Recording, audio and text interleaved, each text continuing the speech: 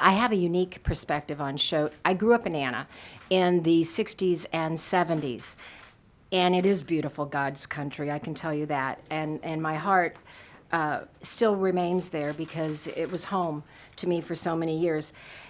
It was originally known as Anna State Mental Health Hospital, and it became known as Choate. And many people don't know the history of that. Clyde Choate was a representative here, a renowned, respected legislator here. He was also a World War II war hero, decorated with the high honors.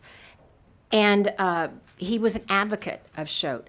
And I had family members and friends that worked there, and their parents worked there. It's integral to the community of Anna Jonesboro. And in fact, one of my classmates was Clyde Choate's daughter. It was pristine, well-kept grounds. It had a deer park. The community would go out, feed the deer. I mean, it's a very homey experience back in the 60s and the 70s. And my mother still resides in Anna. She's 95. And I have a developmentally disabled brother who now resides at Choate. He's 55. He has developmental disabilities, and he lived at home for quite a while.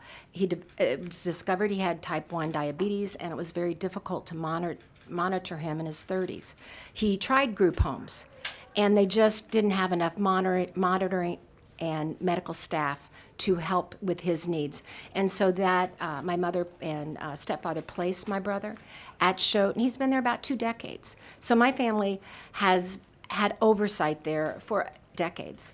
And I was there. I happened to be visiting my brother when, unbeknownst to me, Senator Bryant and Representative Jacobs and Senator Fine and Representative LaPointe were visiting there. I was so happy that they made the time to visit the grounds, visit with the employees, check the programs and all the different needs of the residents there. And I reached out to them right away, it was in the fall, and said, I want to help you. This facility is an integral need for the developmentally disabled and the mentally disabled of our state. Over 270 residents reside there. We don't have facilities to house them in other parts of the state. They have the type of care that is needed by the population that resides there. As I mentioned, many of these have tried group homes, ourselves included. It didn't work for the specific needs of my brother and several others, or many others that reside there. I have noticed a deterioration in the grounds, decay. It's an old facility, and as sometimes we do in Illinois, we just abandon the buildings and just rehabilitate some, and it looks like an abandoned industrial site. This is home to 270 people. And you have to ask, what does it say to the staff and the residents, how we care as Illinoisans about our most vulnerable population? It's a deplorable looking place. Now, I will say, I have seen improvements. I thank the reporters that highlighted Choate again.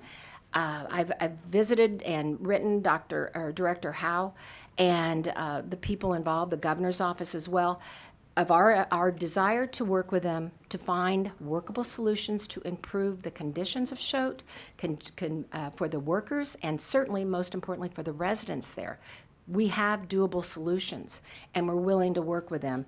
And it is a bipartisan issue. The Senate Women's Caucus has devoted this session to helping fund appropriately the developmentally disabled and to improve institutions such as Choate, where these needs are there for the residents and staff and help make Illinois a model site for helping our vulnerable population.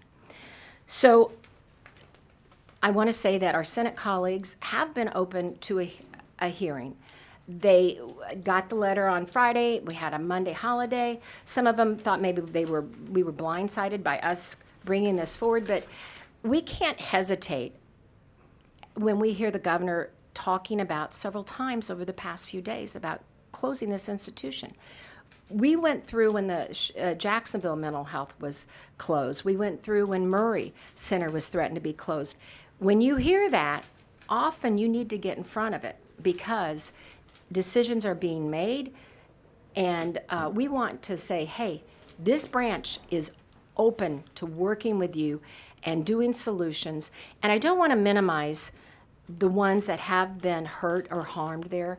By wanting to keep this facility open, it's because we want to protect other residents, and we want to acknowledge and help those that were harmed. And so I just want to bring that up, that those that have suffered harm, we, just by keeping this open, doesn't overlook that fact. We still need to address those harms. But we stand here today saying we can improve the place. We want to improve the place, but it's urgent.